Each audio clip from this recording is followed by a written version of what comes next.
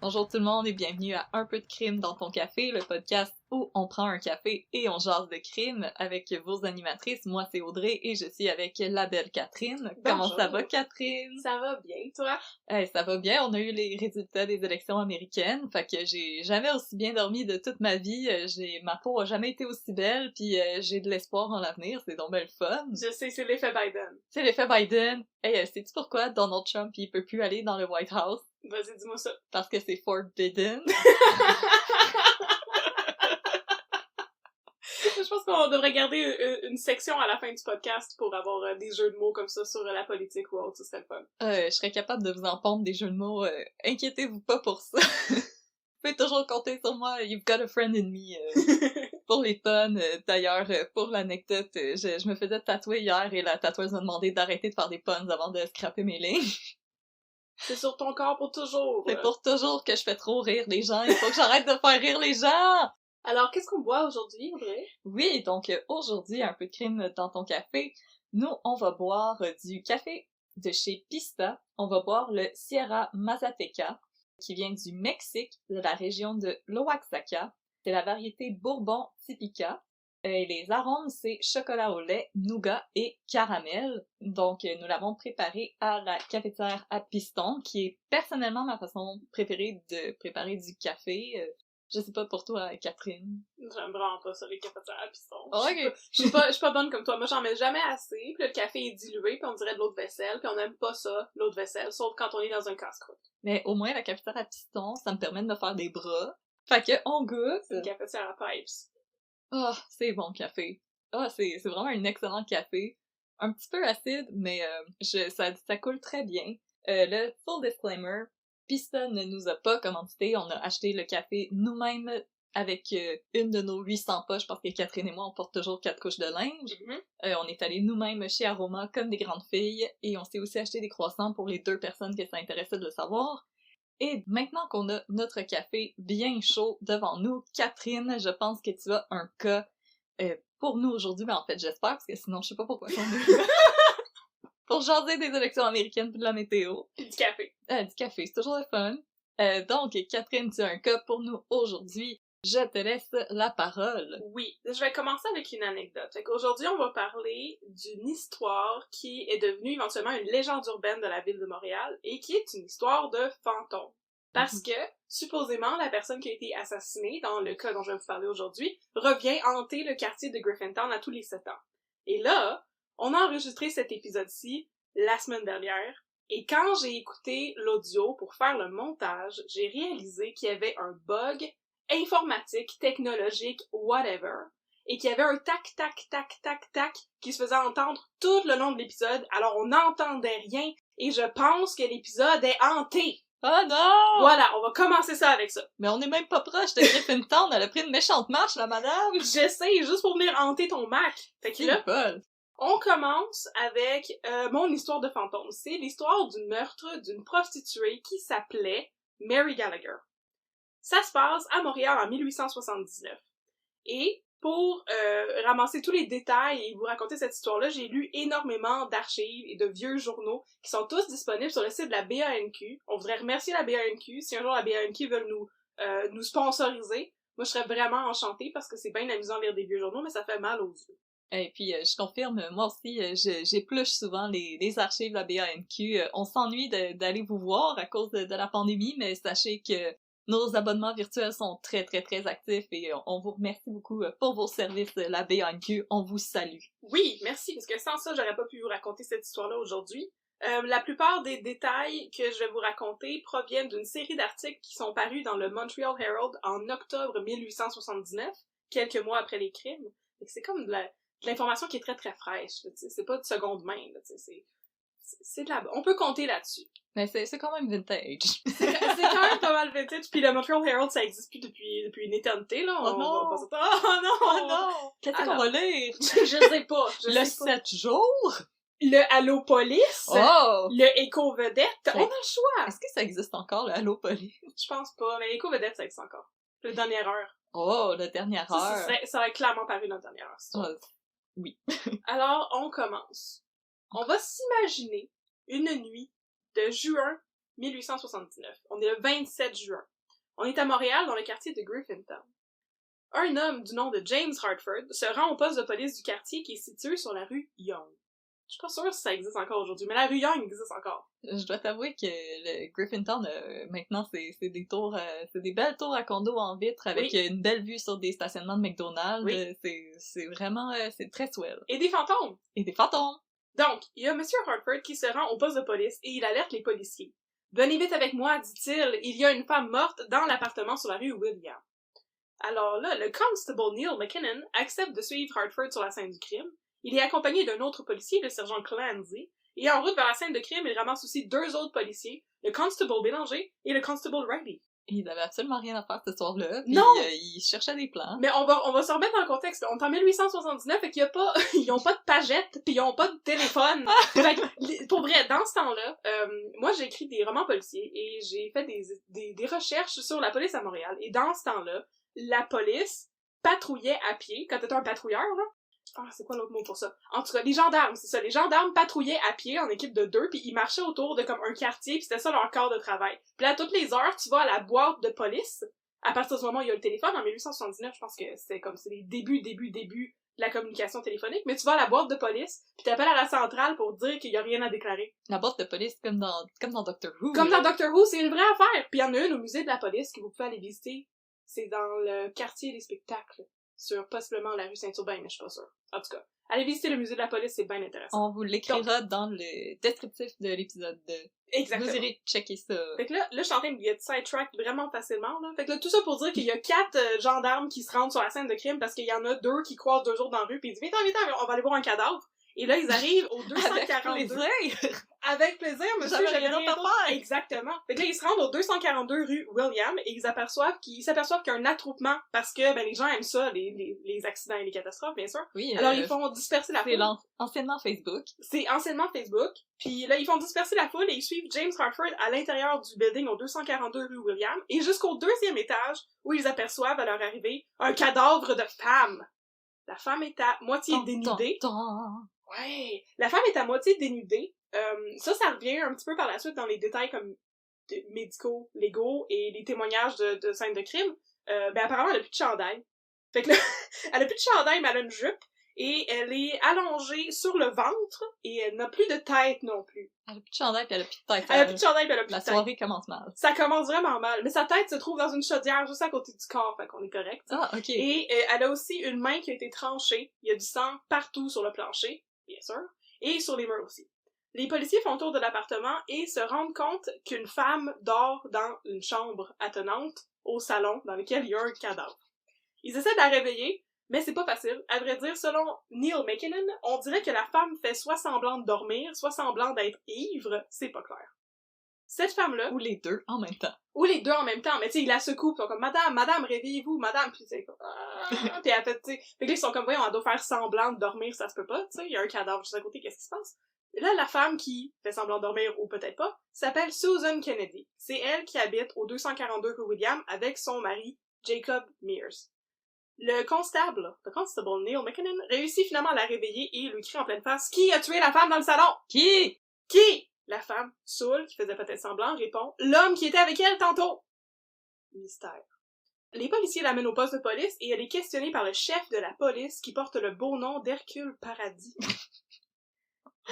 Oh, wow. C'est là que l'histoire commence à s'expliquer et à se complexifier les deux à la fois. La femme morte dans le salon de Susan Kennedy, c'est Mary Gallagher. Les deux sont des prostituées. Mary Gallagher avait vraisemblablement autour de 45 ans et Susan Kennedy était beaucoup plus jeune, probablement dans la vingtaine. Les deux étaient dites des prostituées rivales, entre gros guillemets, mais elles avaient l'air pas mal amies aussi, vous allez voir dans l'histoire. Je suspecte que les journaux ont inventé ce détail de prostituées rivales pour vendre plus de copies. Au poste de police, Susan Kennedy raconte aux policiers ce qui s'est passé pendant la journée. Mary Gallagher serait arrivée chez elle avec 2 hommes le matin même. Les 2 hommes étaient Michael Flanagan, un marin, et un capitaine de la marine non identifié. Mary Gallagher est arrivée avec eux un peu avant 7 heures du matin. Ils auraient bu et passé des heures en dissipation, entre guillemets, comme ils disaient dans les journaux à l'époque. C'est le terme qu'ils employaient pour faire le party. Oh, wow! Ils passent plusieurs heures en dissipation, et puis le capitaine non identifié aurait pété une fuse et il aurait tué Mary Gallagher. Oh non! Après tout, selon Susan Kennedy, ça prendrait 2 hommes bien forts pour tuer une femme comme Mary Gallagher. Oh oh! Oh oh! Pas de body shaming, Suzanne, c'est pas correct. C'est ça, exactement. c'est pas trop spécifié. Ça dit qu'elle avait une stature comme imposante, mais c'est 1879 puis c'est une prostituée, pas une aristocrate, fait qu'il y a pas vraiment de photo d'elle qui existe, on sait pas trop de quoi elle avait vraiment l'air, Mary Gallagher. Non, puis j'avais essayé de googler quand tu me parlais de ton cas, puis je dois avouer que je tombe sur des photos, mais je sais pas si c'est elle ou si c'est juste... ou si c'est Susan Kennedy, c'est jamais vraiment clair. Non, c'est ça. Les policiers sont bien impressionnés par l'histoire de Susan Kennedy et lui demandent « Mais là, tu sais, le capitaine qui a tué Mary Gallagher, est-ce que tu l'as vu faire? L'as-tu vu commettre le meurtre? » Puis elle dit « Non, mais je l'ai vu se laver les mains après! Il avait un couteau avec un manche blanc! » Les policiers sont comme « Intéressant, mais c'est dur de décapiter quelqu'un avec un couteau. » Bon, ouais, c'est ça. Ça prend de la motivation. Et bon. Fait que là, les policiers lui demandent, ben là, tu sais, si tu l'as pas vu, mais qu'après ça, tu l'as vu se laver les mains et qu'il avait un couteau, pourquoi t'es pas venu voir la police? Puis là, elle répond, la meilleure excuse de tous les temps. Parce qu'il est My beau! body is ready. Il est beau, et je voulais lui donner la chance de se sauver! Écoute, moi, je la feel, Susan Kennedy, là. Si Oscar Isaac arrive chez nous en stock de capitaine, moi aussi, je vais l'aider à se sauver. Je vais dire, tu peux même utiliser mon backdoor, si ça te le tente, nudge nudge, oui. Hey, voyons donc. Les jokes, là. Ah, les jokes de beau capitaine. Anyway, la police n'y croit pas vraiment à cette histoire de « Ben, je voulais lui donner un petit head start puis donner la chance de se sauver. » Ben, voyons donc, ils ont-tu déjà vu ça, un beau monsieur, eux autres? En costume de capitaine, en bord de ça, là? Je suis sûre que tous les policiers qui sont inclus dans cette histoire-là, surtout le constable Neil McKinnon, ils devaient être pas mal cute, là, je suis certaine. Ben, j'avoue on va tous que... se donner le bénéfice du doute. C'est toute une gang d'Irlandais, fait que je vois comme Colin Farrell multiplié 10 fois. C'est vrai, j'ai oublié de le mentionner, je l'avais fait la première fois quand l'épisode a été hanté par le fantôme de Mary Gallagher, mais on se rappelle que, en fait on se rappelle pas, peut-être qu'on vous l'apprend, en 1879, Griffintown c'était le quartier des immigrants irlandais. Fait que tout le monde qui est mentionné dans cette histoire est premièrement anglophone, deuxièmement irlandais, troisièmement sous la plupart du temps. C'est juste comme ça que ça fonctionnait apparemment. C'est une réalité, on n'est pas en train de faire des mauvaises blagues. Ben, on veut pas généraliser, c'est pas une réalité pour tout le monde, c'est une réalité pour tous les personnages de cette histoire qui, tout le monde vient constamment en cours après ça pour dire que leurs voisins puis leurs amis sont sous, puis c'est pas mal ça qui arrive, là. Il y a beaucoup de dissipation à cette époque-là. Il y a beaucoup de dissipation. Alors là, elle dit aux policiers que, bon, la madame a été décapitée par un capitaine qui n'a pas de nom et qui s'est sauvé parce qu'il était beau. Et pendant l'interrogatoire, arrive un nouveau policier qui est le détective Cullen. Oh, le détective Cullen! Mais là, on a un Jacob et un Cullen. Ha ha ha! Fait que là, le détective Cullen, c'est lui qui est responsable du cas, et il l'a trouvé chez Susan Kennedy pendant qu'il faisait le forensic. Il a trouvé l'arme du crime, c'est une petite hache avec une lame de 2 ou 3 pouces, c'est selon, et il y avait des cheveux gris sur la lame, comme sur la tête de Mary Gallagher, qui avait 45 ans, on s'en rappelle. Ça tombe bien, la tête était juste là dans le baril, on a pu, dans le seau, on a pu checker ça live de même, pis on était comme, ouais, c'est la même affaire. Il a clairement pu prendre la petite hache, pis là, tirer les petits cheveux pleins de sang, pis les comparer aux cheveux sur la tête. Les mettre un à côté de l'autre, c'est exactement pareil. CSI Griffintown. CSI Griffintown en 1800. En 1879. Je pense que c'était pas très recherché, hein, c'était... Alors là, cette histoire de capitaine avec son couteau au manche blanc, ben, ça commence à être de moins en moins cohérent, et les policiers se disent qu'ils ont compris tout ce qui se passait. Susan Kennedy a évidemment tué Mary Gallagher, sa prostituée rivale, avec la petite hache. Il y a pas de capitaine, il y a pas de couteau. Il y a pas de colonel moutarde. Les policiers en sont convaincus. Mais, cela dit, elle n'est qu'une petite femme, et Mary Gallagher était, selon les journaux, assez bacaisse. Aurait-elle été capable de la décapiter?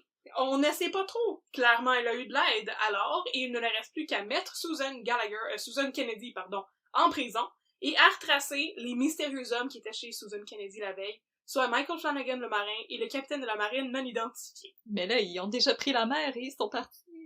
Pas encore! Il y aurait peut-être eu intérêt à faire ça. Il y aurait peut-être eu intérêt à se sauver en chaloupe. On sait pas trop comment ça marche la marine dans ce temps-là. Fait que là, le lendemain matin, un policier du nom de Thomas McCormick découvre Michael Flanagan, le marin, un des 2 hommes qui était chez Susan Kennedy la veille, qui marche au bord du canal de la Chine en direction du pont Wellington. C'est très précis. Il est arrêté sur le spot et jeté en prison. Et après ça, la police ratisse la ville et pose sans doute des questions à beaucoup de monde, mais il n'arrive jamais à retracer le mystérieux capitaine de la marine sans nom dont parlait Susan, celui qui aurait prétendument tué Mary Gallagher avant de se laver les mains et de se sauver avec sa belle face. Alors, gens, avez-vous vu un beau monsieur en habit de capitaine? Les gens sont comme, non. Ah, non. Non, ils vont cogner à la porte à côté, puis là, au bout de 3-4 maisons, ils sont comme, bon, un tanné, là. Ouais, j'ai d'autres choses à faire, là. Tu viens-tu te dissiper? Ça va faire, là, on va aller à la taverne. Fait que là, on va faire un petit saut en arrière et passer en revue tout ce qui est arrivé dans la journée du 27 juin 1879, durant laquelle Mary Gallagher a été assassinée. Tout ce qui va suivre en termes d'informations, je le tiens des articles de journaux du Montreal Herald, qui, à l'époque, apparemment, publiaient intégralement les témoignages de cour. Donc, toute l'info qu'on a ici, là, c'était des gens qui sont allés témoigner pendant le procès de Susan Kennedy. Et j'ai placé les témoignages en ordre chronologique pour dresser un portrait de la journée. Alors, on commence 3 jours avant. On est le 24 juin. Mary Gallagher rencontre Michael Flanagan, un marin random, dans une taverne. C'est la Saint-Jean, mais c'est probablement pas la Saint-Jean dans ce temps-là. On est en 1879, on sait pas trop. En tout cas, ils font le party ensemble. Et éventuellement, ils croisent Susan Kennedy et continuent à faire la fête avec elle. Le procureur de la couronne, Maître Devlin, qui va entrer en jeu plus tard, va appeler ça « passer son temps en dissipation ». C'est de lui que je tiens l'expression. C'est une belle façon de parler de ça. On vous encourage à utiliser cette expression-là. La prochaine fois que vous arrivez hangover au travail, vous avez juste à dire que vous étiez en dissipation. J'ai passé mon temps en dissipation. En dissipation. Voilà. Et les gens vont faire « Oh! Je savais pas que t'étais un liquide. » Fait qu'ils étaient en dissipation en 1879 du 24 juin jusqu'au 26 juin. Puis là, dans la nuit du 26 au 27, Susan Kennedy a décidé de retourner chez elle, au 242 rue William, parce que ça fait quand même 2 jours qu'elle avait le party non-stop pis qu'elle est pas retournée à la maison. Faut dormir. En plus, elle est mariée, Susan Kennedy. Oh! Avec un monsieur qui s'appelle Jacob Mears. Elle a pas l'air d'avoir des super bons rapports avec son mari, mais bon, éventuellement, faut bien rentrer à la maison pour prendre une douche, je sais pas. S'hydrater. Hydratez-vous. Manger un peu. Là, si depuis le début de l'épisode, vous avez pas fait juste boire du café, oubliez pas de boire de l'eau. Oui. C'est bon du café, mais ça déshydrate. Ça déshydrate pas mal. Alors, elle rentre chez elle pour se reposer le 26 juin au soir, et le lendemain matin, aux alentours de 6h20 le matin, Mary Gallagher et Michael Flanagan arrivent pour continuer le party! Ça réveille Ellen Burke, la voisine écornifleuse de Susan Kennedy. Oh, les voisines écornifleuses, qu'est-ce qu'on ferait sans elles? Oh, tabarouette! Plus de dissipation, probablement. Probablement plus de dissipation. Et là, je dis qu'elle est écornifleuse, c'est pas parce que je veux parler dans le dos des gens qui vivaient en 1879, c'est parce que la majorité des informations qu'on a sur le cas, ils proviennent du témoignage d'Ellen Burke en cours. Elle avait l'air de passer tout son temps à écouter ce qui se passait dans l'appartement d'en haut, en prenant des notes, parce qu'elle a des événements, elle rapporte des événements qui se passaient à des heures très précises. C'est elle qui dit que justement, Mary Gallagher arrive à 6h20 le matin. Ah, elle, ça aurait été le genre de personne à vouloir te donner ses fan theories sur Game of Thrones. Là. Ouais, clairement. Elle donne ses fan theories sur ses voisins. Puis, Ellen Burke, elle dit aussi, dans sa qualité d'écornifleuse, qu'elle est capable de distinguer les pas de Susan Kennedy d'entre les pas des autres personnes qui se promenaient en haut la journée du 27 juin. Madame, trouve-toi des loisirs. C'est basically Sherlock Holmes à Griffintown, là, Ellen Burke. Et Ellen Burke, elle est veuve et elle a un garçon de 13 ans, alors peut-être qu'elle n'a pas beaucoup de plaisir dans la vie, justement, et elle tripe à espionner ses voisins. Alors, elle entend Mary Gallagher qui arrive à 6h20 le matin. En fait, ça aurait été dur de la manquer parce que Mary Gallagher est encore en dissipation et elle crie dans la rue. Elle crie à la fenêtre de Susan Kennedy « Hey! » pour qu'elle la laisse rentrer. Puis là, ben c'est bien fatigant puis ça réveille tout le monde. Et Susan arrive à la fenêtre et lui dit de passer par en arrière et d'arrêter de déranger les voisins. Genre... Tu sais, il y a des gens qui dorment. Il y a des gens qui dorment puis il y a peut-être des gens qui travaillent, on sait pas. Bon. Alors, Mary et Michael Flanagan montent en haut et ils commencent à boire du whisky à 6h20 le matin, avec Susan et son mari Jacob. Mais Jacob ne veut pas de whisky. Alors, il sort pour aller à l'épicerie à 6h20 le matin, s'acheter des crackers puis de la bière. Écoute, moi aussi, des fois, à 6h20, j'ai des cravings pour des goldfish pis de la Molson tablette. Mais c'est quoi Je pas ça. c'est quoi le marché qui est ouvert à 6h20 le matin pour t'acheter de la bière pis des crackers? Ben, Je sais je pas. pense qu'à l'époque, les gens se levaient plus tôt pour, j'allais dire, aller faire les chats. On était à Montréal. On est dans Griffintown, il y a On pas est dans de les champ. temps, Il y a des shows, par exemple. Peut-être faire les écuries, I Ah, guess. peut-être. Uh-huh. Alors, pendant ce temps, Ellen Burke est toujours à sa fenêtre et elle écoute. Elle entend Susan Kennedy entrer et sortir 2 fois de l'appartement, et puis ensuite s'installer à la fenêtre pour jaser avec les gens dans la rue. Elle avait l'air d'aimer ça, jaser avec les passants, installée à sa fenêtre. Susan Kennedy. En fait, selon Ellen Burke, Susan Kennedy était connue comme l'excentrique du quartier, qui aimait n'importe qui passait devant sa fenêtre, qu'elle les connaisse ou non. Voilà, c'est ça. Ah, fait que c'est l'origine des DM sur Facebook. C'est vraiment ça, fait qu'elle s'assoyait à sa fenêtre, puis elle faisait de la couture, ou je sais pas quoi, puis il y a quelqu'un qui passait dans la rue, puis elle était comme « Hey, comment tu t'appelles toi? Comment ça va? Conte-moi donc ta vie. » Puis c'est sans doute pour ça qu'Ellen Burke était tellement attentive au mouvement de sa voisine, parce que Susan Kennedy lui tombait ses nerfs. Ça devait être ça. Alors, vers 10h du matin, il y a un groupe d'enfants qui passe. Les enfants étaient apparemment des petits voyous qui aimaient tourmenter le mari de Susan, Jacob Mears. C'est pas des petits schnappants. Fait que là, ils s'en vont sur sa fenêtre, puis là, il la voit, puis là, il crie « Il est où ton mari? Il est où ton mari? Gna, gna, gna, gna, gna, gna. » Dans ma tête, c'est comme ça qu'il sonne. Moi, dans ma tête, c'est comme coquille. On n'est pas encore arrivé à ce bout de l'histoire! Mais c'est vrai, on a déjà dit qu'elle était prostituée, fait que bon, en tout cas. Elle leur dit qu'elle ne sait pas il est où Jacob Mears et qu'elle espère que le bon Dieu va le lui rendre sain et sauf. Madame, il est parti s'acheter des animal crackers. Il est pas parti en mer. Non, c'est pas très clair. Fait que là, les enfants trouvent que, apparemment, c'est une réponse un peu originale et ils lui demandent du tac au tac, t'es-tu saoule, Susan? Et Susan leur répond, je suis pas plus saoule que vous! J'ai tellement de questions. À l'époque, fait que elle, est-ce que les enfants buvaient ou est-ce que j'ai tellement de questions. Je sais. Moi, je pense que c'est parce que les enfants étaient ivres aussi. C'est les Écoute, petits voyous! Tout le monde est en anticipation, il y a pas grand chose à faire à cette époque-là, il y avait pas de Xbox, il y avait pas de Fortnite, écoute... Pis, anyway, c'est ça, tout le monde avait l'air de dire que Susan Kennedy avait le coude pas mal léger dans cette histoire-là, dont Ellen Burke, tu sais. Pis c'était le Griffintown des Irlandais, pis ils buvaient du whisky à 6h20 le matin, fait que moi, ma théorie, c'est que les enfants étaient sous aussi. Écoute, un petit café irlandais, là. Un petit café irlandais quand tu te réveilles. Anyway, c'est maintenant qu'arrive une autre voisine de cette chère Susan, Catherine Colden. Catherine Colden habite de l'autre côté de la rue. Et le 27 juin, elle passe la journée à faire de la couture en regardant par la fenêtre. Fait qu'on l'a dit, il n'y a pas d'Xbox, rien. Elle voit Mary Gallagher entrer à 6h20 avec Michael Flanagan.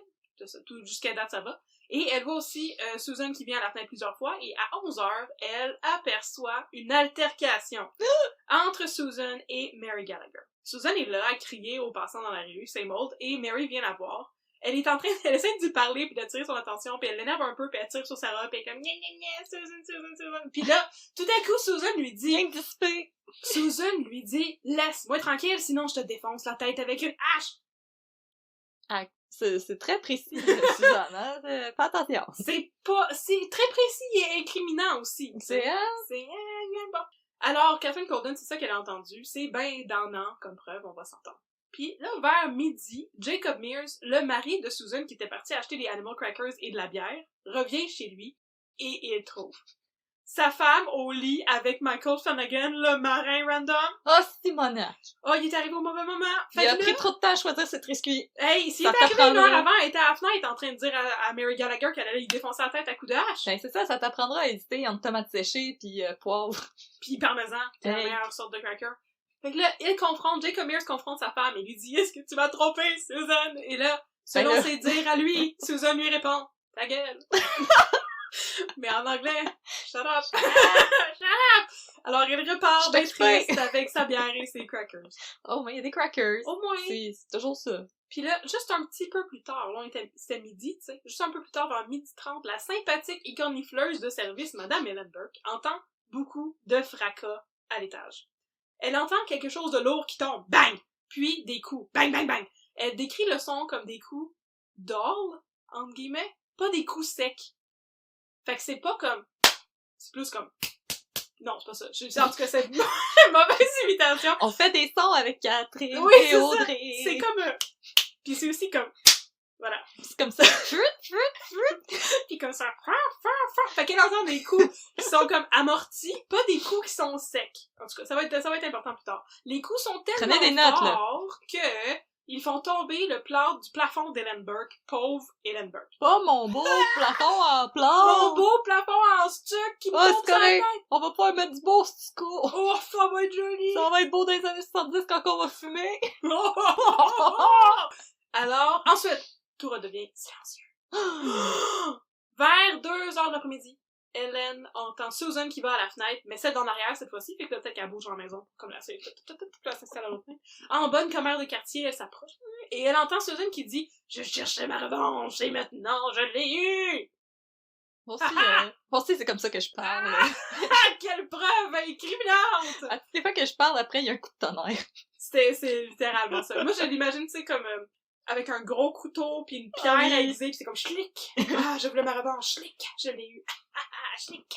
Avec une petite trace de sang en face, là. Là, il est... Ah, bon, vers 4h l'après-midi, Ellen Burke voit Susan Kennedy descendre dans sa cour en arrière, fait que là, elle est restée dans la cour en arrière pour l'espionner, tu sais, et remonter avec une chaudière d'eau.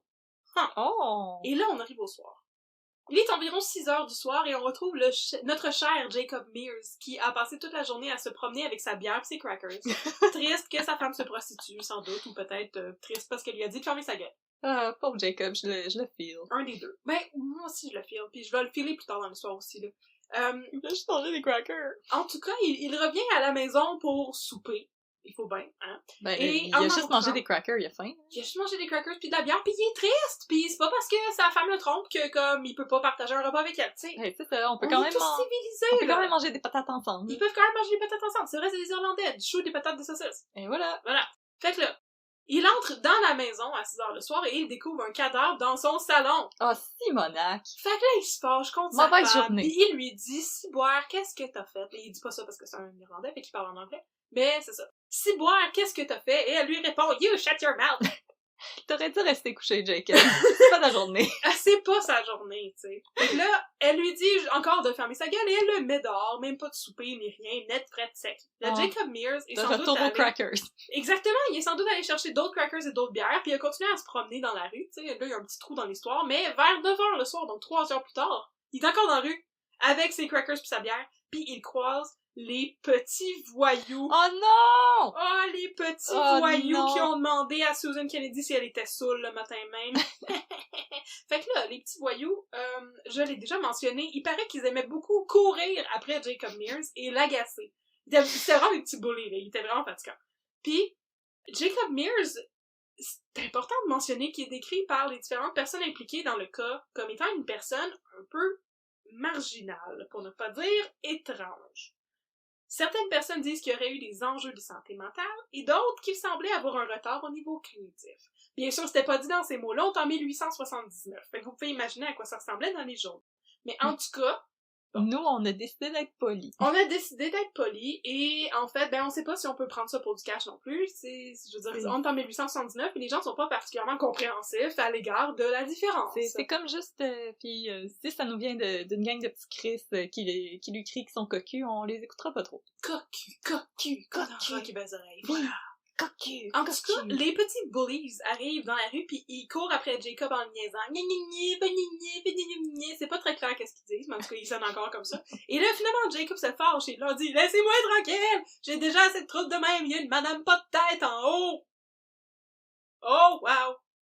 Voilà. Plot twist. Pis là, les petits gars sont comme « Ah! » Ils trouvent ça bien heavy comme information. Ils sont comme « Wow, c'est pas ça que je voulais juste te niaiser, là. Je m'attendais pas à un boom flippet. » Non, c'est ça. Vraiment pas. C'est le reverse ou non.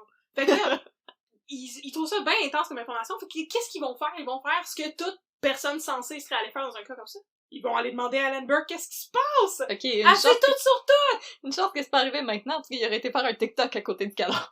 C'est littéralement ça. Fait qu'ils vont pas voir la police qui était dans 2 rues à côté, ils vont voir Ellen Burke. Bon.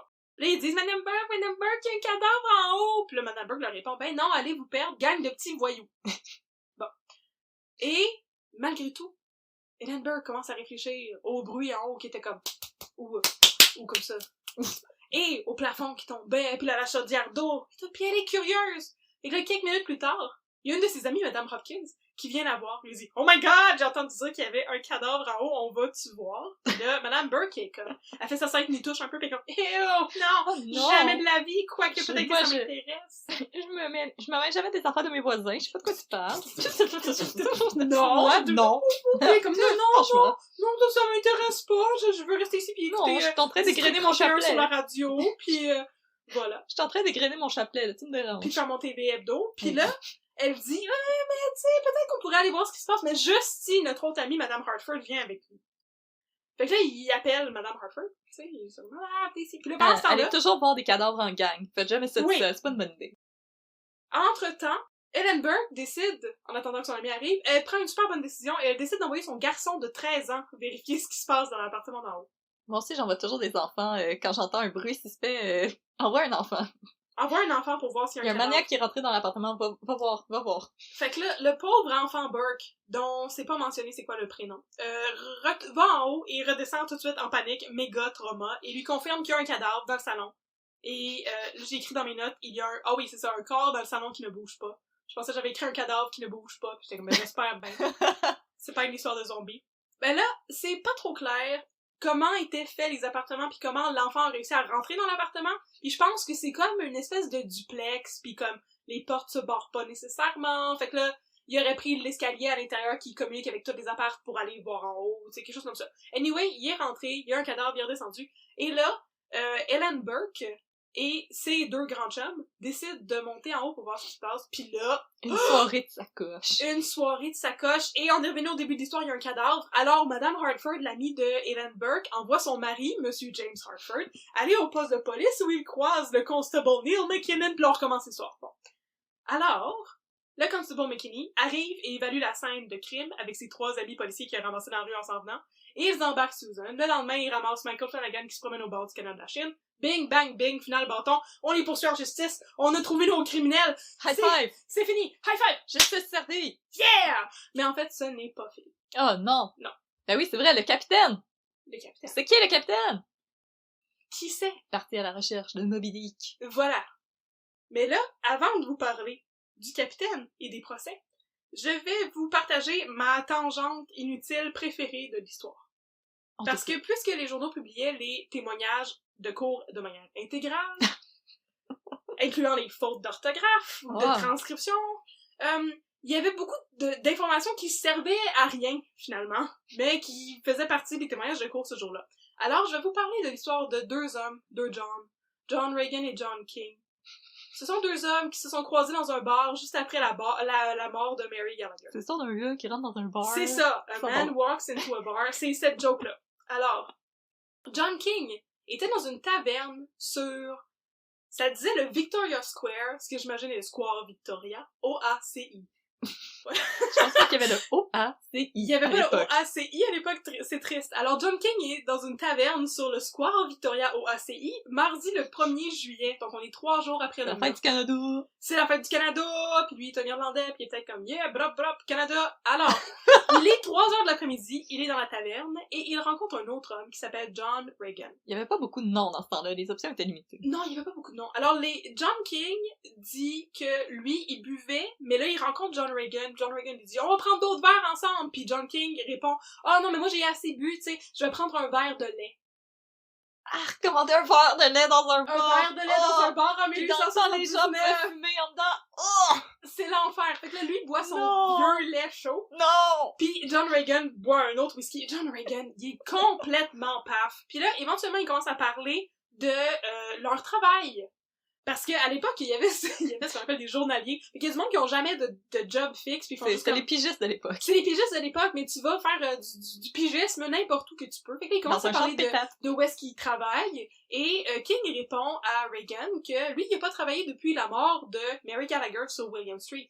Alors Reagan lui dit « Ah, est-ce que tu es un jury sur le procès? » Puis King lui répond « Non, mais j'étais sur William Street. » On sait pas trop ce qu'il veut dire par là, puis il revient jamais là-dessus. Il partageait des crackers avec Peut-être, hein, peut-être. Fait que là, Reagan lui demande, est-ce que t'étais là quand elle est morte, la femme? Puis King répond, ben j'étais là tout le matin, puis je suis allée prendre un verre, mais je connaissais bien les gens chez qui elle a été tuée. Fait que oui, c'est peut-être un ami de Jacob Mears avec qui il mangeait des crackers.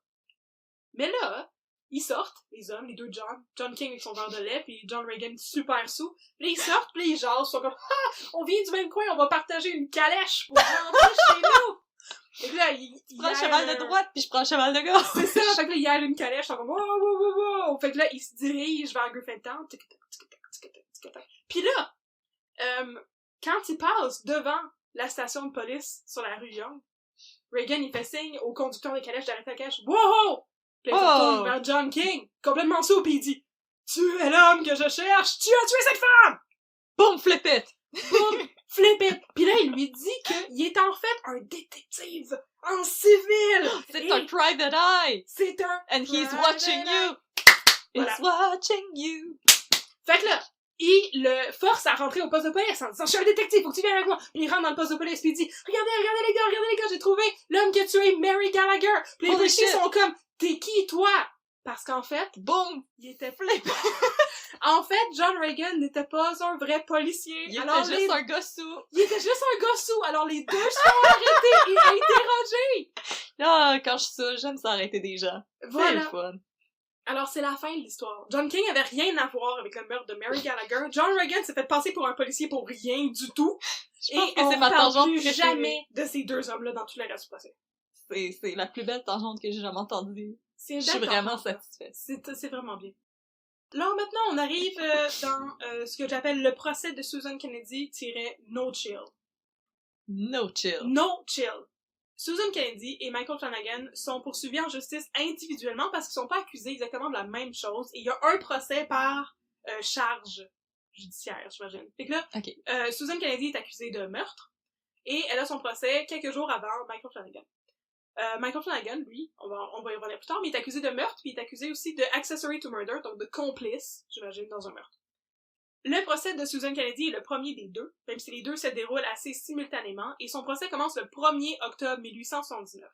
L'avocat de la couronne est un dénommé Maître Devlin, et il est bien éloquent, et il semble ben brillant. Et les avocats de la défense sont Maître McMaster et Maître Greenshields, qui eux ne semblent pas très éloquents, pas très brillants, ni très utiles, parce que, Susan Kennedy, elle a pas vraiment de défense. Autre que, non, je te jure que c'était pour moi.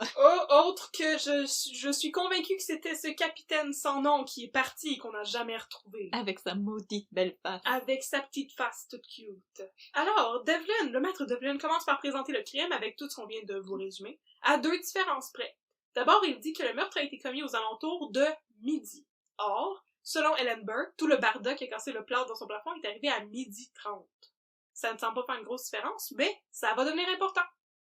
Ensuite, dans son interlocution d'ouverture, Devlin a expliqué au jury que Susan, quand elle a été questionnée par le détective Cullen et le chef de police Hercule Paradis, elle a d'abord dit que c'était pas le capitaine sans nom qui avait tué Mary Gallagher, c'était Michael Flanagan. Puis ensuite, elle a changé son témoignage pour blâmer non plus Michael le marin, mais bien, entre guillemets, un monsieur qui s'est sauvé. Le capitaine, avec son couteau au manche blanc. Oui. J'étais comme, y a-tu un autre monsieur? Attends, je sais plus.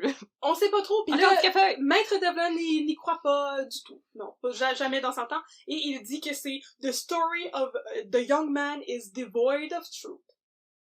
Pas de vérité ici. Il y a pas de vérité là-dedans. De la vérité, il n'y en a pas. Devoid of truth. You can't handle the truth, comme dirait Jack Nicholson. Mais c'est pas ça qu'il dit. Mais il parle bien, Maître Devlin. Il parle mieux que moi. Ah, il est éloquent. Il a une belle perruque poudrée. Y avait-tu des perruques poudrées dans le temps? J'espère, comme les barristers en Angleterre. Ah oui. Ah ouais. Alors, il convoque le premier témoin à la barre, et le témoin est le coroner Joseph Jones. Alors, le coroner explique qu'une enquête préliminaire... le coroner explique qu'une enquête préliminaire a été faite après le meurtre, et a déterminé qu'il fallait faire un procès pour meurtre. Willful murder, fait que meurtre délibéré, délibérément tuer quelqu'un, à Susan Kennedy, à Michael Flanagan, mais aussi à Jacob Mears, le mari de Susan. Reverse Uno! C'est pas mal Reverse Uno parce que Jacob Mears aura jamais de procès. Il était parti chercher des crackers puis ils l'ont jamais retrouvé. Lui, il est tombé entre les cracks du système judiciaire. Il s'est caché en deux boîtes de crackers. Parce que tout le monde trouvait qu'il avait l'air trop bizarre. Je veux pas vraiment y parler, fait que je veux juste faire semblant que j'ai rien entendu pas, là. Ouais, c'est ça. Mais on va y revenir, moi je trouve que c'est intéressant comme indice. Ensuite, Joseph Jones, le coroner, décrit la scène de crime en racontant que la tête était dans un bucket et la main chopée près du corps, comme on vient de le décrire aussi. C'est une grosse soirée. Ensuite, il parle à un architecte qui porte le beau nom de George Glackmeyer. Glockemeyer. George Glockemeyer, son témoignage est plus intéressant lors du procès de Michael Flanagan, alors on va passer là-dessus très rapidement puis y revenir plus tard. Basically, il dit que le beau détective Cullen lui a demandé de faire un plan de l'appartement pour savoir de quoi il a l'air et à quel endroit dans l'appartement la pièce où le meurtre a été commis est visible. Et pour combien tu le mettrais sur Kijiji? C'est ça, combien tu mettrais sur Kijiji? Est-ce que ça est considéré comme 3 ou 4 chambres fermées? T'es-tu proche d'un métro? C'est ça. Autobus et épicerie. Et épicerie. Est-ce que c'est dans un quartier qui est bon pour les familles, les jeunes enfants? Mais là, je vais vous gâcher le punch. Oui, la salle où a été commis le meurtre de Mary Gallagher était visible de toutes les autres pièces de l'appartement. Tout le monde peut regarder. Fait que peu importe t'étais où, là, si tu voulais passer de la chambre à la cuisine ou n'importe quoi, c'est certain que t'allais voir le cadavre de Mary Gallagher. Ça se pouvait pas d'être dans l'appartement puis de faire semblant que... Ben oui, ça se pouvait de faire semblant, mais ça se pouvait pas d'être là puis de dire que t'avais rien vu. Le cadavre était trop en évidence. Sauf que c'est un torticolis pis t'es pogné pour regarder par en haut. Ouais, c'est ça. Alors, ensuite, ils ont convoqué à la barre James Connolly, qui s'est avéré être le mari de Mary Gallagher. Elle était mariée, la coquine! Oh, ben maudit! Je sais. Alors, il a dit que... On va de plot twist en plot twist. On va de plot twist en plot twist. Alors, James Connolly dit que sa femme avait approximativement 45 ans. Bravo, elle connaissait pas l'âge de sa femme. Et qu'il s'était marié 6 ans auparavant. Et que depuis, il était séparé d'elle. Il était séparé depuis 2 ans. Mais là, ils se sont mariés tard. Ils se sont mariés très tard. Alors, nos auditoristes célibataires, n'ayez crainte. L'amour, ça peut arriver n'importe quand. C'est ça que ça m'a inspiré, ce segment-là de l'histoire. En 1879, 6 ans auparavant, en 1873, à l'âge de 39 ans, Mary Gallagher a trouvé l'amour et s'est mariée. Comme quoi, il est jamais trop tard. Il est jamais trop tard. Mais ensuite, elle est morte. C'est pas une inspiration pour personne. Maintenant, il est trop tard. Maintenant, il est trop tard. Ne désespérez pas. Voilà. Mais en tout cas, il était séparé d'elle depuis 2 ans, et il s'était séparé parce qu'il avait entendu dire qu'elle était, entre guillemets, une mauvaise femme, donc probablement parce qu'elle était sombrée dans l'enfer de la prostitution! Et de la dissipation! Si c'était un documentaire à Canal D, c'est sûrement comme ça qu'il appellerait ça, l'enfer de la prostitution. Et James Connolly a avoué qu'il a fait partie du lot qui est allé voir son cadavre quand il y avait un attroupement autour de l'appartement avec la police arrive. J'étais allée zioter les cadavres de ma femme pis j'étais comme ils ont fait le saut en tabarnouche. Je suis célibataire. Bye là. Bye là. Bon, je peux enfin me remarier. Je m'en vais à la taverne. Ensuite, on est rendu au témoignage du médecin légiste. Je sais pas si tu t'en rappelles la dernière fois, mais t'avais beaucoup aimé le nom du médecin légiste. Le médecin légiste... celui qui collectionne les prénoms! Oui! Le médecin légiste s'appelle James John Edmund Guérin. J'aime ça. Il a 3 prénoms. James John Edmund Guérin. Et il y a rien là-dedans qui est Joseph. Tu sais, il y a pas comme un nom de baptême, en plus, c'est James John Edmund Guérin. C'est pas seulement Joseph James John Edmund Guérin. Hey, si en plus c'était toutes des J, j'aurais été comme wow. Mais on dirait... Pourquoi Edmund? Ça aurait pu être Jeremy, puis ça aurait été correct. Je sais pas, mais... Avoue qu'on dirait quelqu'un qui a oublié le nom de quelqu'un. Tu sais, quand tu oublies le nom de quelqu'un, pis c'est comme, ah, Stéphanie, Rebecca, ça. Oui. Là, c'est comme, John, James, Edmund, Guérin. Pis en plus, c'est comme, ouais, tous ces prénoms anglophones, pis son nom de famille, c'est Guérin. Ouais. C'est pas Edmond, c'est Edmund avec un U. Fait que Guérin. Oh! Alors, Guérin, il vient au procès pour faire le petit peu de gore que tout le monde adore tellement. Mangez pas tout le monde. Il répertorie. C'est un mot, ça? Oui. Ok, parfait. Il répertorie les blessures sur les cadavres. Il fait un inventaire. Il fait un inventaire des blessures pour le jury. Et donc, il dit qu'il y avait 3 blessures sur le front. Par blessure, on veut dire coup de hache. Donc, il y avait 3 coups de hache sur le front de Mary Gallagher. Et un autre sur le côté gauche de son visage faisait 5 pouces de long. Puis là, on se rappelle que la hache faisait 2 pouces de long. Ça veut dire que c'est plusieurs coups à même place sur la joue. Ça, c'est bien de la rage, là. Touche pas à mon mari! Touche pas à mon beau capitaine! C'est ça, touche pas à mon beau capitaine. Mais moi, je serais pas vraiment capable de te donner... C'est comme Kate Winslet dans Titanic quand elle essaie de casser les menottes, là. C'est ça, je serais pas capable de donner 2 coups à la même place avec une hache, là. Non, je serais comme, non, on est fait. Ouais. Confie tes péchés, pis on te laisse enchaîner sur le tuyau, là, Leonardo DiCaprio. Où tu serais reparti, mais avec une main en moins, pis j'espère que tu m'en veux pas trop, parce que c'est toi qui m'as dit que c'était une bonne idée. Exactement. En tout cas, cette blessure-là, sur le côté gauche de la tête, a fracturé l'os frontal du crâne, et c'était possiblement le coup fatal. Puis on dit possiblement parce que James Edmund Guérin a genre 3 hypothèses différentes, puis la première, c'est, bon, elle a reçu un coup de hache d'en face, ça l'a tué. Ensuite, Elle avait aussi 2 yeux au beurre noir et le nez cassé. Elle avait des marques de coups sur l'épaule et sur le haut de la poitrine, puis en plus, elle avait plus de tête, fait qu'elle avait le cou complètement coupé. Bon, et ça. En tout, il pouvait compter 14 coups de hache distincts. Ensuite, il a analysé ses organes, bien sûr, parce que c'est une autopsie. Elle avait des beaux organes. Il a dit qu'il n'avait pas trouvé d'alcool dans son estomac. Il a pas analysé le contenu de l'estomac, mais il a reniflé le contenu de l'estomac et il a dit que ça ne sentait pas l'alcool. Mais c'est quoi cette job? Je sniffe tes organes à longueur de journée. Oh, mais il a fait ses études de médecine, lui, là, fait qu'il a le droit de travailler de même si ça y tente. Fait il a appris à sniffer des organes. Il a sniffé l'estomac, il a dit « ça sent pas l'alcool, merveilleux ». Alors, il avance sa deuxième hypothèse pour dire que les blessures au visage, les 2 yeux au beurre noir, le nez cassé, auraient pu être occasionnées par un sucker punch d'en face donné par un homme fort. Ou par un objet que tu lances dans la face à quelqu'un, par exemple une bouteille de whisky. Ah ben si boy. Pas bon whisky. Il dit que probablement que Mary Gallagher a reçu un coup de poing en face ou une bouteille de whisky sur le nez et qu'elle a perdu connaissance et qu'ensuite elle a été attaquée à coups de hache, mais ses organes étaient complètement drainés de sang. Donc, elle est possiblement morte au bout de son sang pendant qu'elle se faisait couper avec la hache. Puis c'est la deuxième théorie. Sa troisième théorie, c'est que...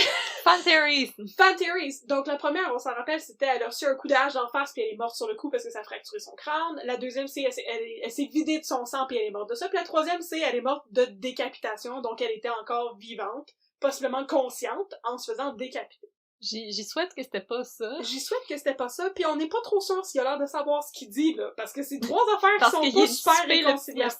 Il est peut-être dissipé, il a peut-être sniffé trop d'alcool avant. Il a sniffé trop d'estomac plein d'alcool. Il a sniffé peut-être de la colle aussi, on sait pas. Alors, ensuite, ils font venir à la barre la sympathique et cornifleuse du quartier, Ellen Burke. Oh, elle, je sens que c'est son moment de shine. Elle est sûre qu'elle a mis son plus beau chapeau. Fait que là, elle répète tout ce qu'elle a dit au jury, là, tout ce qu'elle a entendu, tu sais. Et là, toutes les heures précises. Puis là, quand elle entend Susan Kennedy qui dit « J'ai cherché ma revanche et maintenant je l'ai eu », elle répète tout ça au jury. Et en plus, elle salit la réputation de Susan Kennedy en disant que dans le quartier, tout le monde la trouve bizarre. Puis qu'elle a l'habitude de s'asseoir à la fenêtre, puis de jaser avec les gens dans la rue. Puis ça la dérange, ça. Ellen Burke, elle aime pas ça. Puis elle dit aussi que le 27 juin, elle a vu Susan Kennedy sortir de chez elle plusieurs fois. En avant, puis en arrière pour aller chercher une chaudière. Par le côté, par le côté, par l'escalier à l'intérieur, par la fenêtre, par on sait pas. Bon. Ah oui, elle a descendu en bas du mur comme une araignée. Sur la gouttière, pis tout ça.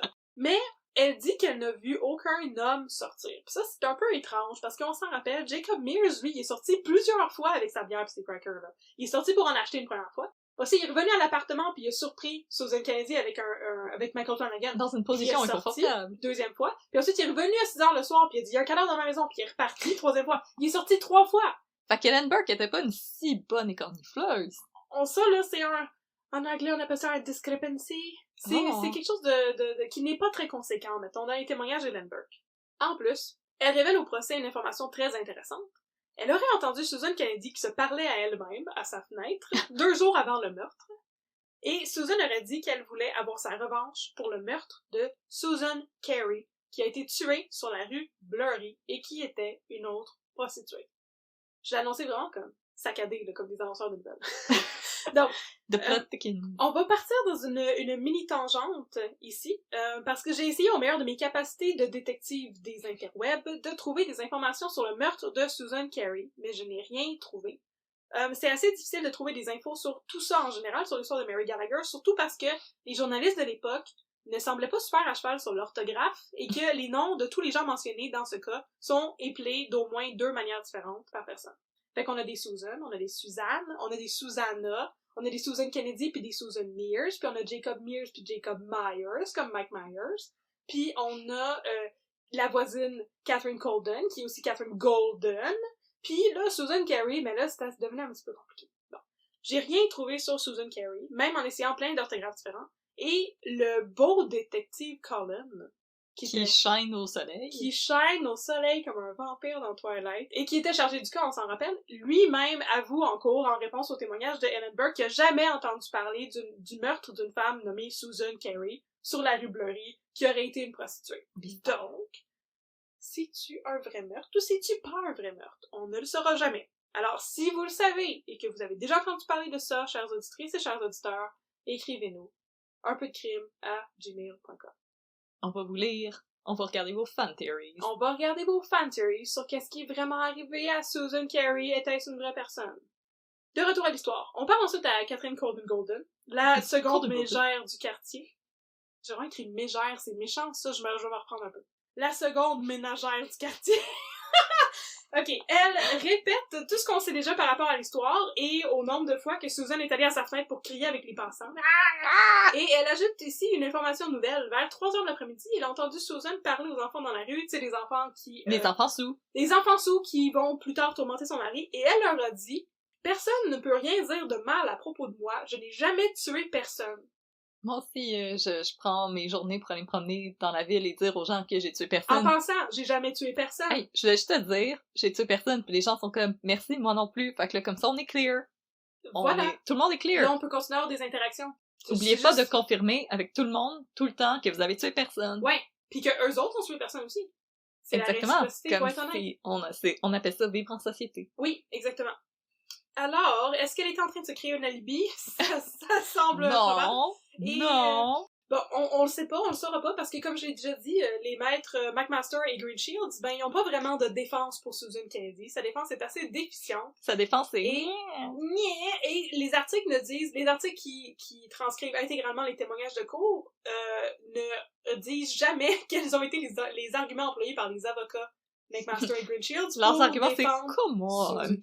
Come on, là! Come on! Checkez-la, là! Elle a pas l'air capable de faire ça! Là, elle a des petits bras de même, là. Je peux passer mes doigts de même, là, pour tenir ses petits bras, là. Peut-être qu'ils ont fait comme au procès de O.J. Simpson, puis au lieu de mettre sa main dans le gant, c'était capable de lever la hache de 2 pouces. Ah, check ça. Oh non, je suis faible, je suis une femme faible. If I can't lift the axe, you must quit. Ah, voilà, c'est là que ça vient. Ah. Johnny Cochran n'avait rien inventé. Alors, le maître Devlin, le procureur de la couronne, convoque ensuite à la barre Neil McKinney, le constable. C'est le policier qui a arrêté Susan Kennedy quand elle faisait semblant de dormir. Dans ma tête, il y a une belle moustache. Probablement, hein, ça se peut. Hein. Et donc, il dit à la cour que oui, il pensait que Susan faisait juste semblant d'être saoule et semblant de dormir. Et il a dit que... C'est une bonne actrice. Il a dit que quand il l'a réveillée et, arrêtée, on était en été, on s'en rappelle, on était en juin, elle portait plusieurs épaisseurs de linge superposées. Genre, plusieurs robes, les unes par-dessus les autres. Elle était vraiment rugueux. Mais lui, il trouvait ça très suspicieux, parce qu'il n'a jamais entendu parler du hugger. Il sait pas ce qui manque. Les chandelles à vanille, les tapis à poils longs, pis les petites fairy lights, ça a changé ma vie. Il aurait pu rendre le poste de police de la rue Young tellement plus huggelig si seulement il avait su, mais avec non. Juste un petit peu d'encens pis des gros cardigans beige. Pis des tapis en shag. Hey. Alors, Neil McKinney, pardon, pas McKinnon. McKinney? Là, je doute de son nom. En tout cas, on n'ira pas checker. Si je me trompe, vous me le direz par la suite. Alors, Neil McKinney et les 3 autres policiers, on s'en rappelle, ceux qui ont ramassé dans la rue, ils lui demandent d'enlever ses robes. Je sais pas trop pourquoi t'aurais le droit de faire ça, là. Je pense que la police, dans le temps, était peut-être un petit peu moins surveillée. C'est comme, madame, ôtez vos robes, madame. Mais vous êtes 4 policiers, je ne suis qu'une jeune femme avec des... Bon, fait que là, elle enlève... C'est le début d'un vidéo que vous pouvez regarder sur les internets. On ne spécifiera pas quel genre, peut-être du unboxing. Oubliez pas de vous mettre en mode incognito quand vous regardez ces vidéos-là. Alors, elle enlève ses différentes robes et il remarque... On va des policiers qui essayent de pas trop souffler. C'est ça. Il remarque, les policiers, qu'elle portait un tablier taché de sang. Tadam! Ben, d'un coup qu'elle nous préparait un ragoût. C'est vrai. Ou qu'elle faisait du boudin. Ah. Ensuite, ils appellent... C'est interminable, ce procès. Mon Dieu, tellement de témoins. Il y a moins de témoins dans les autres procès. Ben oui, mais c'est parce qu'ils font venir tous les voisins, parce que les voisins, il y avait pas de TV, fait qu'ils faisaient juste écouter aux portes. Ouais. J'imagine juste Suzanne qui essaye de vivre sa vie, pis tous ses voisins qui sont à ses fenêtres, pis à ses portes, genre, qu'est-ce que tu fais? C'est clairement la personne la plus fun du quartier. Oui, il est donc bien beau, ce capitaine-là. Ouais, pis elle est super extrovertie, pis elle veut parler avec tout le monde dans la rue. Elle a l'air d'être the life of the party. Oh mon Dieu, c'était une influenceuse. C'est comme... Qu'est-ce que tu manges pour être belle de même? Alors, ensuite, Maître Devlin appelle à la barre le détective le fameux Maître Devlin. Et il appelle le célèbre Maître détective. Maître détective. Le super chef détective Colin. Ah ouais! Ah! Et il leur livre ce qui est censé être la défense de Susan Kennedy. il leur dit qu'il a passé en entrevue Susan Kennedy quand elle a été arrêtée, la nuit du 27 juin, et selon Hercule Paradis, là, pourquoi Hercule Paradis est rendu dans ce témoignage-là, on le sait pas trop, là, le chef Il y de avait police. rien à faire ce jour-là. C'est ça. Fait que là, selon Hercule Paradis, le capot de la police, elle a d'abord dit qu'il s'agissait de Michael Flanagan qui avait tué Mary Gallagher, puis ensuite elle a changé son témoignage pour dire que c'était le capitaine non identifié avec le couteau au manche blanc. En tout cas, cette personne-là. Elle aurait aussi dit que cette personne-là, lui, a donné de l'argent pour aller acheter du whisky, et elle est sortie 2 fois pour ça. Puis on s'en rappelle, la ménagère, Madame Burke, avait dit que Susan Kennedy était sortie 2 fois ce matin-là, fait que là, ça corrobore ça. Elle a aussi dit qu'elle était à sa fenêtre de 9h à midi à gueuler après les passants. Avec sa bouteille de whisky. Avec sa bouteille de whisky. Et elle dit aussi, Susan Kennedy, pendant son entrevue, que l'homme mystérieux et non identifié lui a aussi donné de l'argent pour acheter des pommes. Elle est allée faire drette ça. Du whisky et des pommes, ça ressemble à mon épicerie. Du whisky et des pommes. Fait que là, elle est allée faire drette ça vers midi, disons, parce que quand elle est revenue, Mary Gallagher était morte à terre, décapitée pis tout. Oh, Et l'homme, le capitaine, avait pris la fuite. Ce qui n'est pas tant cohérent, parce qu'elle a dit plutôt qu'elle avait vu se laver les mains et que ses mains étaient pleines de sang, et c'est pour ça qu'elle savait que c'est lui qui avait tué Mary Gallagher. Mais, en tout cas, ensuite, pendant le témoignage du détective Cullen, la question des vêtements de Susan Kennedy avec toutes ses robes est revenue sur le sujet. Il dit que Susan Kennedy portait, lors de son arrestation, et, je cite, plus de vêtements qu'une ménagère en juin. Comment ça s'appelle une ménagère en juin? Personnellement, il fait ben trop chaud, Il y a fait que... l'air de savoir. Que tout, me remarque que dans le temps, il faisait peut-être un petit peu plus frais, parce que changement climatique. Ça se peut, hein. Fait que elle portait plus de vêtements qu'une ménagère en juin, et je crois que c'était censé être un bon argument pour prouver que son accoutrement était bien louche. Ben moi, je pense que c'est un argument pour que tu découvres le mode de vie Hugo. Puis, tu sais, on s'en rappelle, il dit aussi qu'elle avait du sang sur ses vêtements quand elle a été arrêtée. Ça, c'est moins Hugo. Et elle aurait dit au détective Cullen pour se justifier qu'elle s'est salie en lavant le sang sur le plancher après la décapitation de Mary Gallagher, parce que Susan avait peur que le sang traverse le plancher et dégoûte sur les gens qui habitaient sous son appartement, probablement Madame Burke. C'est un bon motif, mais il y a quand même quelqu'un qui est mort, madame. Je sais, tout ça, c'est pas C'était tant bien des considerate, mais bons pourquoi arguments. il y a un cadavre? C'est ça. Mais In en the tout first cas, place. malgré ses bons efforts de ménagère, le détective Cullen témoigne qu'il y avait beaucoup de sang sur le plancher. Anyway. Il y a du sang Et partout! Il y avait du sang partout. Fait Elle qu'elle était a pas fait blood. du super bon ménage. Et il y avait du sang sur le plancher, les murs et le lit. Puis là, c'est pas clair quel lit. Est-ce que c'est le lit où Susan Kennedy faisait semblant de dormir? Who knows? Finalement, le détective nous apprend aussi qu'il y avait des encoches dans le plancher près du cadavre, comme si la hache qui avait été utilisée pour décapiter Mary Gallagher avait été maniée par quelqu'un qui n'avait pas la main très stable ou qui était en état de dissipation totale! Oh non! Les apparts à Montréal étaient aussi dégueux à l'époque qu'ils sont maintenant. C'est ce que j'ai appris. Avec des encoches de hache dans le plancher puis du sang partout. Ah, tu poses pas trop de questions. Fait que là, fun fact, le détective Cullen dit que la victime, Mary Gallagher, avait l'air d'avoir 35 ans et qu'il ne s'est jamais vraiment attardé à réfléchir à la question des cheveux blancs, parce qu'elle avait la tête blanche. Il y a des gens qui blanchissent tôt, par Oui, exemple. c'est ça. Alors lui, il dit qu'il s'était jamais attardé à réfléchir à la question des cheveux blancs et d'à quel âge tu commences à en avoir. Fait qu'il est bien ingénieux. Il est pas âgiste. Le détective Cullen, là, il est pas âgiste pantoute. Et là, ensuite, on approche de la fin, je vous le jure. On a un témoignage bien funky, une prostituée du nom de Ellen McCarthy, parce que tout le monde s'appelle Ellen puis Susan dans cette histoire-là. Il y a pas d'autre nom. Il n'y a pas d'autre nom, non. Qui a déjà été incarcérée avec Susan Kennedy et Mary Gallagher, est venue témoigner sur les vêtements que portait C'était les Susan Golden Kennedy. Girls. C'était les Golden Girls. Elles étaient incarcérées ensemble pour Oh, puis ils sont devenus amis. vagabondage. Vagabondage. C'est clairement pour ça qu'elles étaient incarcérées. Arrête de flâner. Arrête de flâner ici, là, Ellen. Hey. Whatever her name is, McCarthy. Alors, elle vient témoigner en cours sur les vêtements que portait Susan Kennedy au moment de son arrestation, parce que c'est comme des pièces à conviction, faut qu'elle mette ça en cours. Puis là, elle leur dit que elle reconnaît les vêtements, que c'est les vêtements de Mary Gallagher. Son Donc, nom, il est écrit sur l'étiquette. son nom est écrit sur l'étiquette, et ça veut dire que Susan Kennedy est une maudite voleuse de linge. Oh ben, la petite maudite. Ça ne dit pas si elle l'a tuée, mais ça dit qu'elle est une maudite voleuse de linge. Ben, en Alors, tout cas, la police de la mode va quand même la mettre en prison. Ouais. Ah, Jean Hérodi, il est pas de bonne humeur. puis elle leur dit aussi que le chapeau que portait Susan Kennedy pendant son procès appartient à Mary Gallagher. Oh non! Non! Fait que là, en Non, touche pas non mon chapeau! seulement elle l'a tué, mais elle a volé son linge et son chapeau! Et là, il y a un juré qui fait un commentaire et qui dit « Ça se peut pas, ça ressemble à tous les chapeaux dans la ville. » Ce jury-là, il était dans la police de la mode? Il s'appelait-tu Jean Hérodi Il était- père? Il était probablement arrière-arrière-grand-père. Il était probablement dans la police de la mode. C'est le même chapeau que tout le monde, le maudit paysan. Alors ensuite, ils appellent Jacob Mears, et Jacob Mears ne témoigne pas parce qu'il ne peut pas témoigner en cours contre sa femme. Puis il y a la bouche pleine de crackers. Fait que pourquoi qu'ils l'ont appelé, je sais pas, c'est juste pour nous faire perdre notre temps. Mais là, finalement, il y a une personne random qui s'appelle James Harper qui habite à la maison direct à côté de chez Susan qui vient témoigner.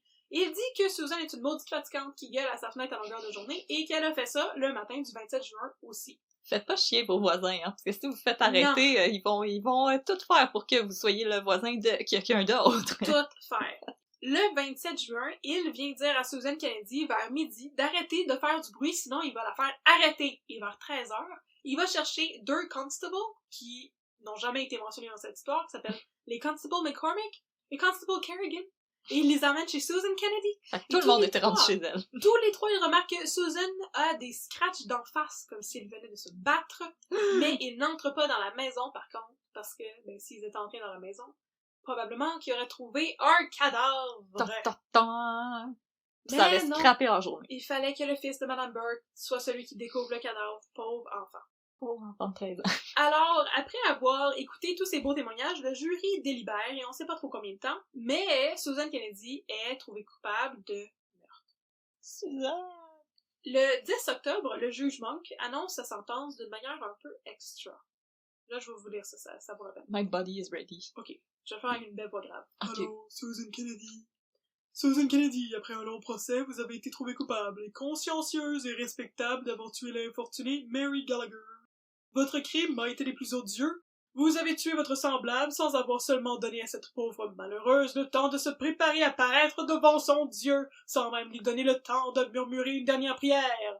Le jury, tout en reconnaissant votre culpabilité, vous a recommandé à la clémence de la cour. Mais il est de mon devoir de vous dire en ce moment que vous ne pouvez pas vous attendre à aucune pitié de la part des hommes. C'est pourquoi vous devrez vous adresser à Dieu afin d'obtenir son pardon. Ne vous entretenez pas de vaines espérances. La religion seule peut maintenant vous venir en aide. Efforcez-vous donc pendant le court séjour que vous avez à passer sur terre de mériter par votre repentir le pardon du juge éternel. La sentence de la cour est que vous soyez transféré de cette cour à la prison commune du district de Montréal et de là au lieu d'exécution pour y être pendu par le cou jusqu'à ce que mort s'en suive le 5 décembre prochain et que Dieu ait pitié de votre âme. Je dis tout ça qui entendait Carmina Burana dans ma tête parler. C'était pas mal rough. Le juge, il a trouvé pas sympathique Susan Kennedy. Le juge, il était comme, madame, moi je faisais mon magasinage de Noël en paix, pis là t'as comme tout scrappé mes plans, là. C'est ça. Puis j'aime beaucoup qu'il dit, vous y avez pas laissé le temps de s'arranger avant de passer en avant de Dieu, elle a même pas pu se remettre un petit peu de rouge à lèvres pour être à son meilleur en avant du monsieur ou de la madame. Puis en plus, elle a pas seulement volé son linge. Ah non, elle est arrivée tout nu au paradis. Tout nu, pas de tête, avec sa main à côté de son cadavre. C'est comme quand on parlait tantôt, puis tu m'as dit, t'as-tu regardé Bly Manor? Puis que j'ai peur de mourir dans un outfit que j'aime pas, puis d'être pognée avec pour l'éternité. Mais là, elle... C'est ça que j'ai appris dans Bly Manor. Elle est pognée les seins à l'air pour le reste de sa vie. Pas de tête. Elle est maudite. Puis pas de tête, puis pas de main. C'est mal parti. C'est mal parti pour l'éternité. C'est vraiment mal parti. Et en entendant sa terrible sentence, Susan Kennedy s'écrie « Je ne suis pas coupable et Flanagan est pareillement innocent! » Tout ça vient des journaux, textuellement. Waouh. Bref, Susan Kennedy est condamnée à mort. Et là, on arrive dans le procès de Michael Flanagan. Michael Flanagan! Le procès de Michael Flanagan est plus bref, mais ô combien divertissant. Oh là là. Alors, pendant ce temps, lui aussi, il était en procès. En fait, c'est comme 3-4 jours après. Et l'avocat de la justice, l'avocat de la couronne, est encore le brave maître Devlin. Je le vois très ingénieux avec des petits cheveux frisés. Un petit visage de chérubin. Il parle tellement bien. Puis là, il vient de gagner son premier procès. Tu sais, bravo. Il est tout content, il a sa médaille et son trophée. Les avocats de la défense sont le maître Coyle et le maître McGibbon. Ça, c'est deux vieux monsieur. Non, McGibbon est un petit nouveau qui va faire des vagues. Et c'est ça, son procès est très, très intéressant parce que, voyez-vous, Michael Flanagan, le marin, a un alibi très, très solide. Il a dit à tout le monde que c'était pas lui, puis tout le monde a fait C'est à peu près ça. Voyez-vous, pendant que Mary Gallagher se faisait sauvagement décapiter à coups de hache de 2 pouces, Michael Flanagan dormait parce qu'il était en boisson. Dissipation. Il est en train de dissiper sa boisson. Il est en train de dissiper sa boisson et il dormait dans une des autres pièces d'où on pouvait apparemment voir la scène du crime. Ça tombe bien, n'est-ce pas? Ouais. Alors, pendant son procès, son frère James et sa mère Jane Tierney et un de ses collègues, John Morton... Sa mère James et sa mère Jamesette et son collègue James. James in. Fait que tous les James viennent témoigner pour dire que Michael Flanagan, il dort vraiment dur, surtout quand il est en dissipation. C'est genre un ado! Un ado de 16 ans! Ça a tellement pas d'allure comme argument! That awkward moment. 3 personnes qui viennent témoigner qui dorment dur! Il dort dur, alors s'il vous plaît, je peux passer à la balayeuse, mais dis pas un mot. Oh mon dieu. Fait que là, Devlin ouvre en disant que si le jury veut innocenter Michael Flanagan, il faut que le jury soit convaincu que celui-ci était capable de dormir, alors qu'une femme se faisait frapper et tuer comme un buffle à 10 pieds de lui. Ouais. Killed like an ox. Oh! Oh! Ok! Donc, il est très poétique! C'est quelque chose qui arrivait souvent dans ce temps-là? Je sais pas. On apprend aussi pendant le procès de Michael Flanagan que quand il a été arrêté par le constable Thomas McCormick, ses vêtements étaient tout mouillés le lendemain du meurtre. Il venait de prendre son bain. C'est parce qu'il pleuvait ce jour-là et qu'il marchait dehors, pas de parapluie. Et ben l'inconvénient de ça, c'est que aucune trace de sang n'a été retrouvée sur ses vêtements, alors qu'il y avait full de sang sur les vêtements de Susan Kennedy qui portait 4-5 robes d'épaisseur, là, on s'en rappelle. Il était parti pleurer dans la pluie. Il était parti pleurer dans la pluie pour pas que ça paraisse comme Mario Pelcha. C'est Mario Pelcha. Hein? Oui, c'est Mario Pelcha. Yes. Qui voulait cacher un meurtre. Mario Pelcha, c'était une blague. Alors, la pluie qui a chassé le sang pourrait être un facteur allant dans le sens de l'innocentement de Michael Flanagan. Et malgré cela, Devlin croit que Flanagan était parti de la maison de Susan Kennedy et planifiait y retourner le soir même pour l'aider à disposer du cadavre. Mais possiblement que quand il est revenu vers la maison, ben, il a vu qu'il y avait un attroupement, il a compris qu'il se passait quelque chose, mais dans tous les cas... Puis il est reparti en sifflant puis en regardant par en haut. Mais sinon, il est peut-être juste parti en dissipation puis il a oublié qu'il était censé retourner l'aider à nettoyer la scène de crime. Ah, je... Crédit. Alors moi, j'aime bien le brave maître Devlin et ses théories. C'est fan theories. Alors, ensuite, les autres témoignages sont sensiblement les mêmes. Fait qu'on a tous les autres témoins qui étaient dans le procès précédent. Les coronaires, Joseph Jones. Le médecin légiste, Monsieur Chose Guérin. James John Edmund Guérin. Monsieur George Glackmeyer, lui aussi il revient. Glackmeyer. Et là, je vais vous parler de son témoignage. Il donne un détail intéressant dans son témoignage. Il dit que c'est un petit appartement de 2 pièces avec un couloir, un escalier en avant à l'intérieur sans doute, parce que c'est l'escalier par lequel tout le voisinage vient voir le cadavre, fait que j'imagine que c'est pas comme barré ni rien. Donc, il y a un escalier, et un escalier en arrière qui descend dans la cour, rendant possible la fuite d'un suspect potentiel, hein, comme Michael Flanagan, ou le capitaine ou le beau capitaine. Nom. Exactement. Il montre le plan de l'appartement, et il indique où a été trouvé le cadavre, et où Michael Flanagan dormait supposément quand Mary Gallagher a été tué. Et il calcule que entre le lit et le cadavre, il y avait 19 pieds de distance.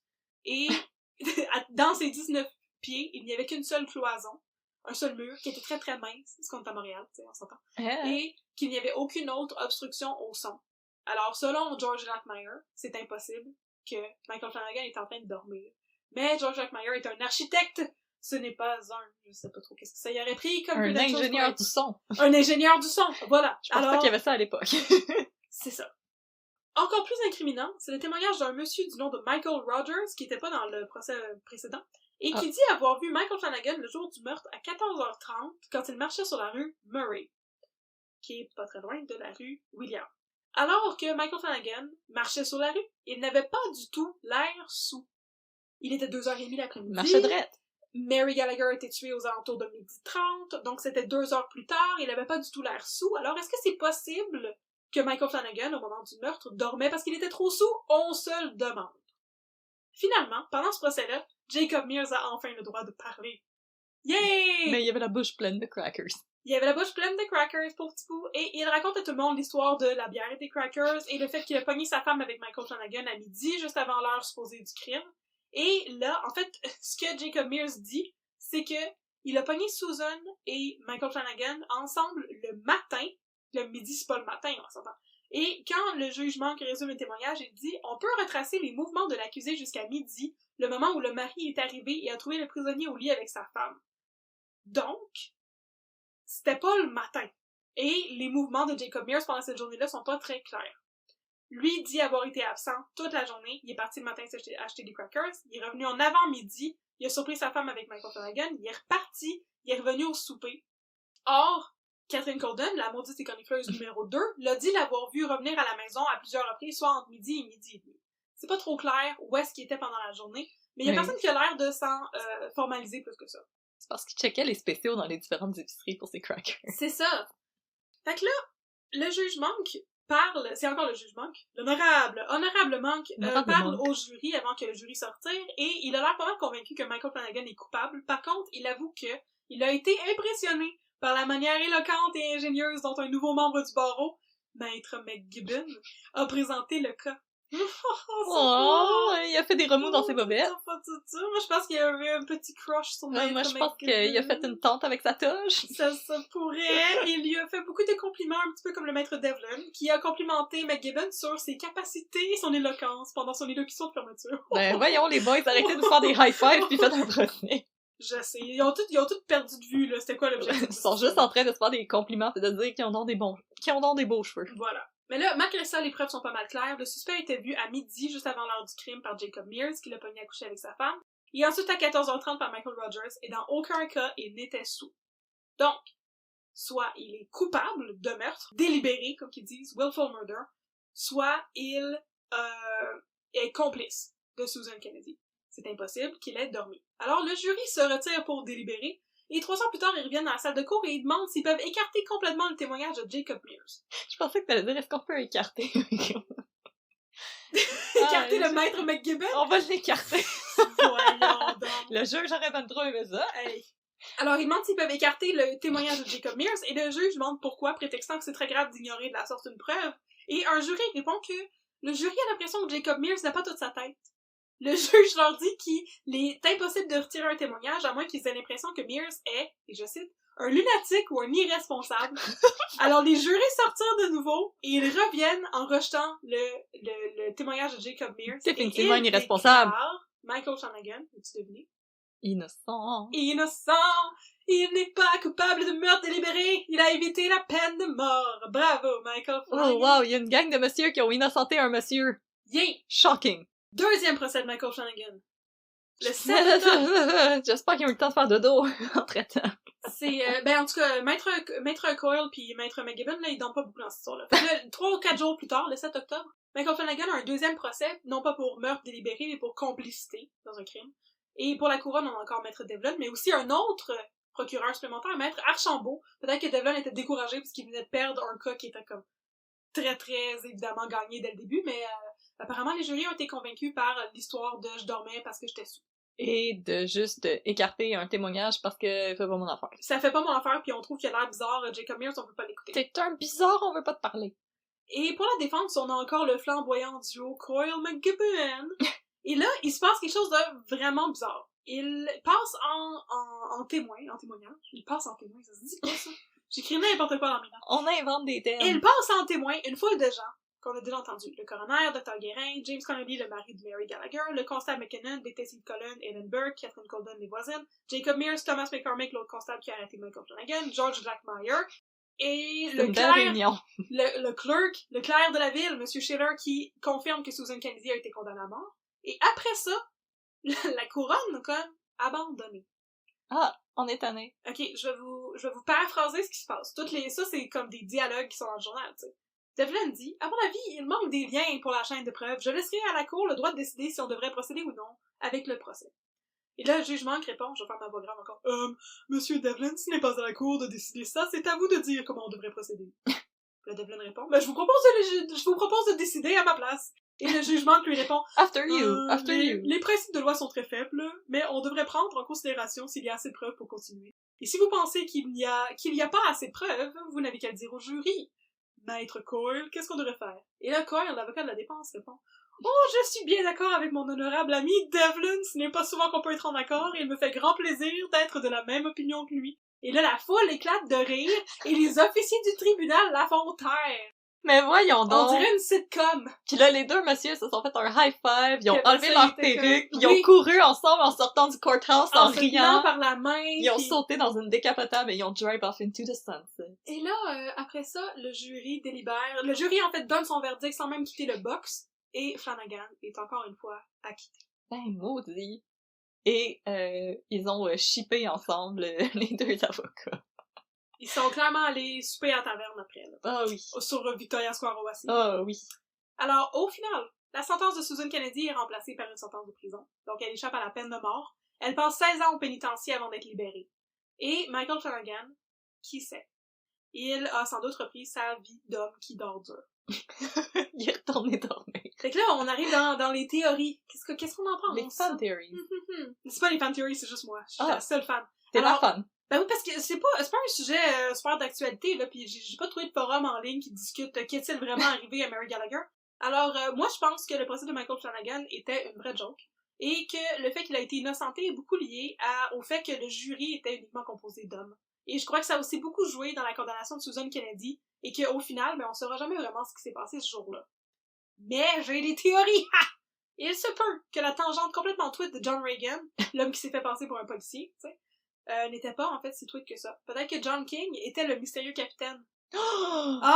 Avec le couteau au manche blanc que Susan Kennedy a dit avoir vu avec Mary Gallagher. Maintenant, il faudrait juste qu'on sache s'il est bon!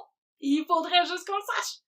Peut-être aussi que cette portion-là de l'histoire a été inventée par Susan, l'histoire du capitaine, pour disculper le beau Michael Flanagan, et qu'il n'y a pas de troisième homme. Sinon, peut-être que, là c'est ma théorie, peut-être que Jacob Mears, le mari de Susan, était impliqué. Parce qu'on se rappelle au début, le coroner a dit qu'il y avait assez de preuves dans l'enquête préliminaire pour lui aussi le condamner, lui faire un procès pour meurtre délibéré. Mais il n'y en a pas eu finalement. Tout le monde a eu l'air d'ignorer ces témoignages sous prétexte qu'il ne trouvait pas que Jacob Mears avait l'air fiable, mais il aurait pu être réellement impliqué.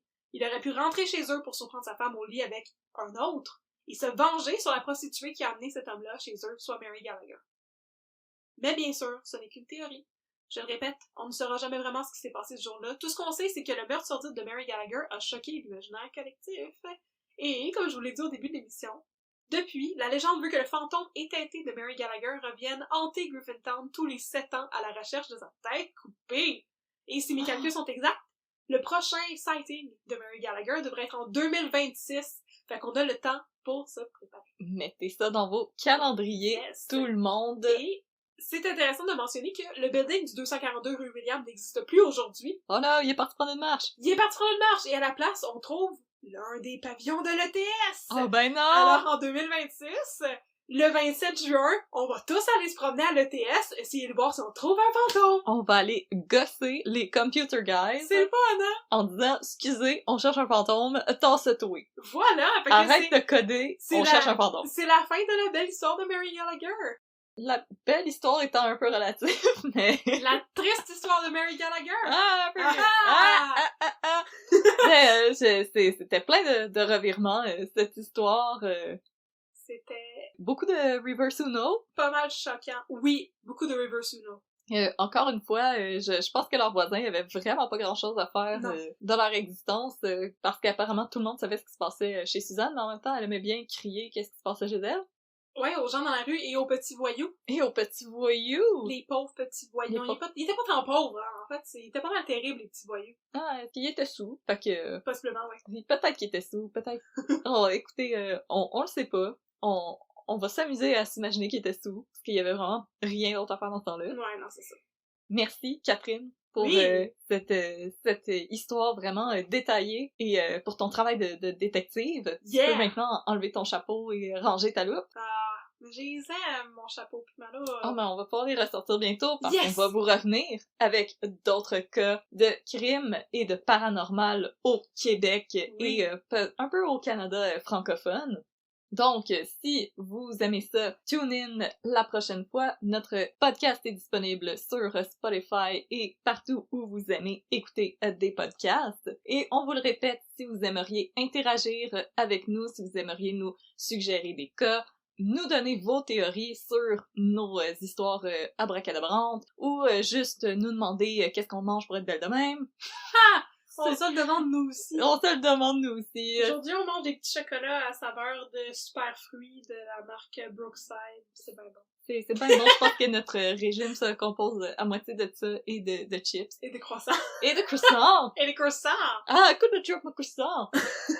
Oui, donc si vous voulez nous poser des questions, nous faire des suggestions, ou si vous aimeriez nous approvisionner en grains de café, parce que oui, on passe assez rapidement à travers nos paquets de café, ce qui est pas une bonne idée. Mais si vous aimeriez nous fournir en grains de café, écrivez-nous unpeudecrime@gmail.com et sinon suivez-nous sur nos réseaux sociaux. Un peu de crime dans ton café sur Instagram et sur Facebook. Allez liker les épisodes, liker nos belles images. Et sinon, on vous dit à la prochaine fois quand on va remettre un peu de crime dans votre café. Bye tout le monde! Bye bye!